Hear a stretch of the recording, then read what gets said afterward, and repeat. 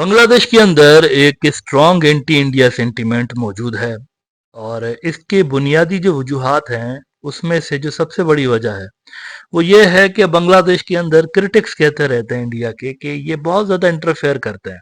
और ये जो इंटरफेरेंस होती है ये सिर्फ पॉलिटिकल लेवल पर नहीं होती, वो कहते हैं ब्यूरोक्रेटिक लेवल पर भी इंडिया इंटरफेरेंस करता रहता है। पिछले दिनों बीएनपी के एक टॉप के नेता ने कहा कि ढाका के अंदर भी इवन जो पुलिस की भर्तियां होती हैं, जो टॉप के जगहों पे लोग भर्ती किए जाते हैं, वो भी इंडिया से पूछ के किए जाते हैं। ये इल्ज़ाम उन्होंने लगाया। और इसी तरह से बीजीबी के हवाले से भी उन्होंने कहा कि वहाँ पर भी जो पोस्टिंग्स होती हैं उसके अंदर ग्रीन सिग्नल लिया जाता है इंडिया की जो पॉलिसी मेकर्स हैं उनसे भी।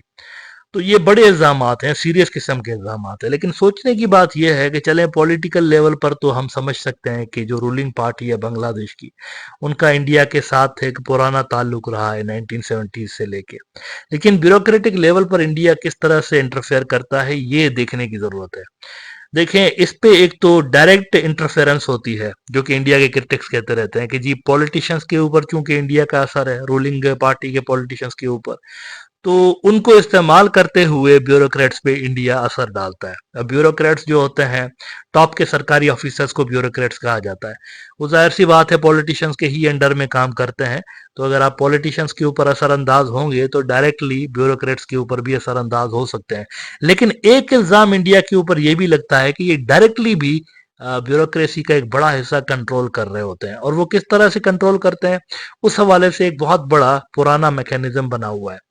इंडिया के क्रिटिक्स कहते हैं कि ये जो लंबे अरसे से लेकर रूलिंग पार्टी ने एक सो कॉल्ड ट्रेनिंग प्रोग्राम शुरू कर रखे हैं इंडिया के अंदर, बांग्लादेश के मिडिल लेवल के मोस्टली जो ब्यूरोक्रेट्स हैं वो जाकर ट्रेनिंग्स ले रहे होते हैं। असल में इस ट्रेनिंग प्रोग्राम के अंदर से इंडिया अपने फेवरेट सेलेक्ट करता है।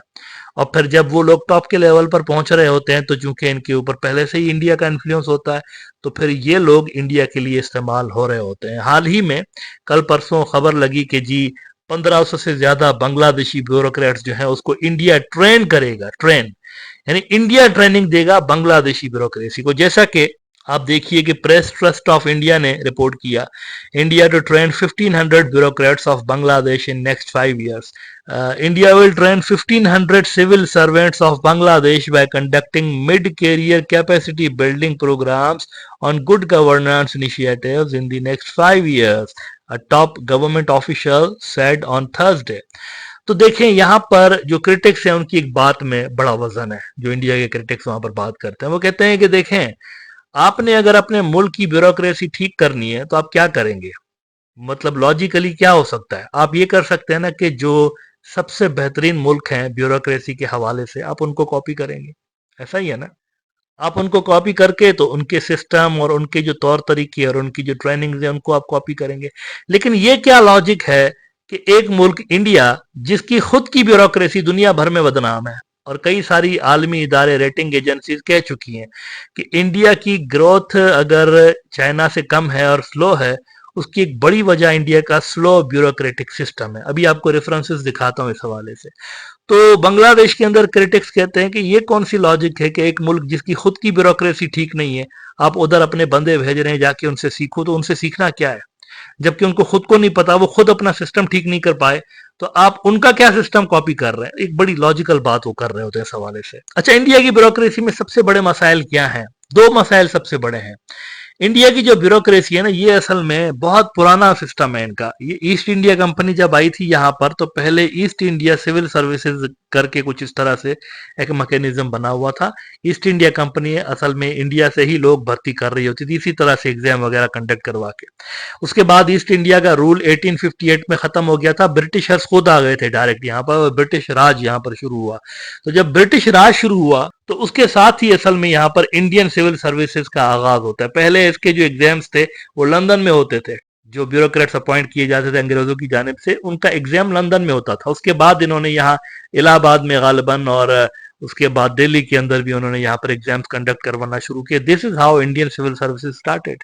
और फिर अंग्रेजों के जाने के बाद एज इट इज यही जो तौर तरीके हैं वो इंडिया और पाकिस्तान ने कॉपी किए और दोनों मुल्कों ने तब से लेकर आज तक बहुत कम रिफॉर्म्स किए हैं। ज्यादातर इनके यहाँ जो तौर तरीके चलते चले आ रहे हैं वो पिछली सदी के हैं। उसी जमाने के बाबू सिस्टम बना हुआ है, उसी जमाने का। लॉर्ड साहब होते थे अंग्रेज जो थे, बड़ी बड़ी ऑफिस रख कर तो लोकल्स के ऊपर एक धाक बिठाने की कोशिश करते थे और उनको ये रियलाइज कराने की कोशिश करते थे कि वो महकूम कौम है और ये जो है ये एक हाकिम है वहां पर जो गोरा बैठा हुआ था टॉप की सीट पे।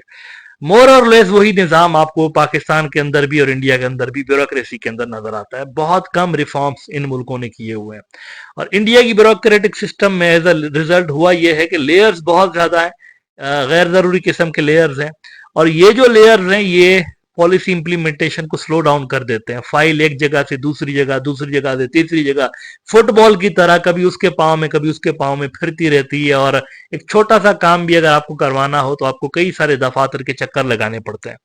एक तो ये पुराना सिस्टम इंडिया का। दूसरा ये कि पॉलिटिकल और ब्यूरोक्रेटिक नेक्सस बना हुआ है, बाबूस का और सियासतदानों का नेक्सस है इंडिया के अंदर।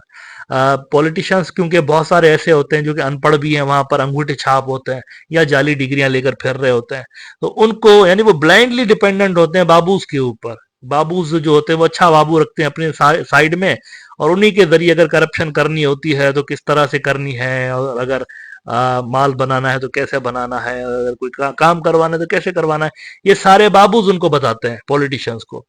तो एक नेक्सस इंडिया के अंदर मौजूद है वहां पर बाबूज का और इनका। बाबूज कहते हैं टॉप के ब्यूरोक्रेट्स को इंडिया के अंदर।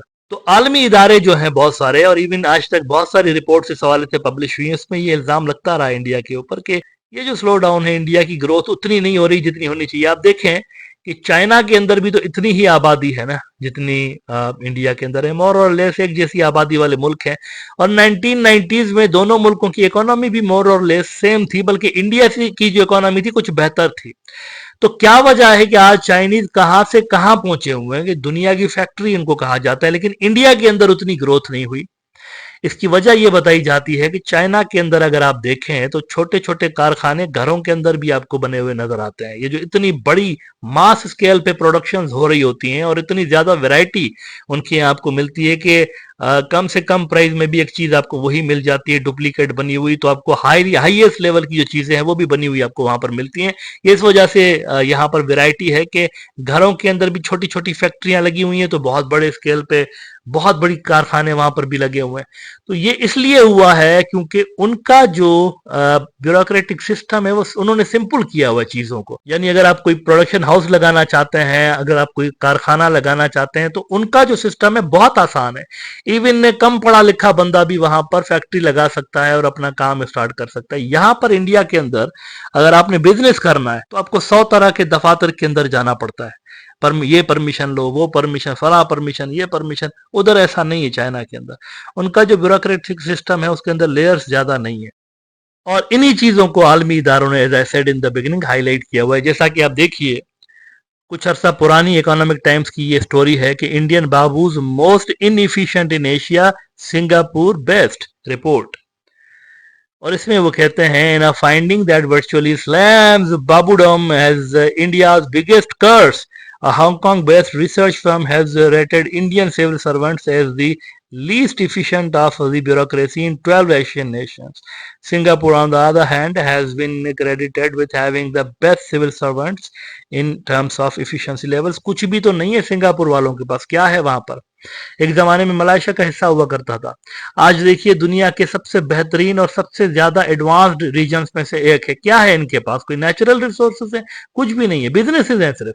तो ये बिजनेस वहां पर कैसे आए हैं? ब्यूरोक्रेसी उनकी बेहतरीन है, फैसिलिटेट कर रही होती है लोगों को, आइए और इन्वेस्ट करिए।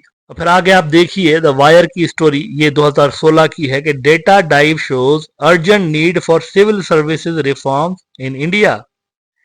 और इसमें कहते हैं the paper title the Indian administrative service meet big data by Milan Vaishnav, senior associate South Asia programme at Carnegie and Saksham Khosla, research analyst at Carnegie India, delves into detail how the IAS is hamstrung by political interference, outdated personnel procedures, and a mixed record on policy implementation. यानी इन्होंने कहा कि बहुत ज्यादा यहाँ पर आपके मुल्क की ब्यूरोक्रेसी के अंदर सियासी असर रसूख बढ़ चुका है, पॉलिटिकल इंटरफेरेंस बढ़ चुकी है और ये इफेक्टिवनेस को कम कर रही है इन इदारों की।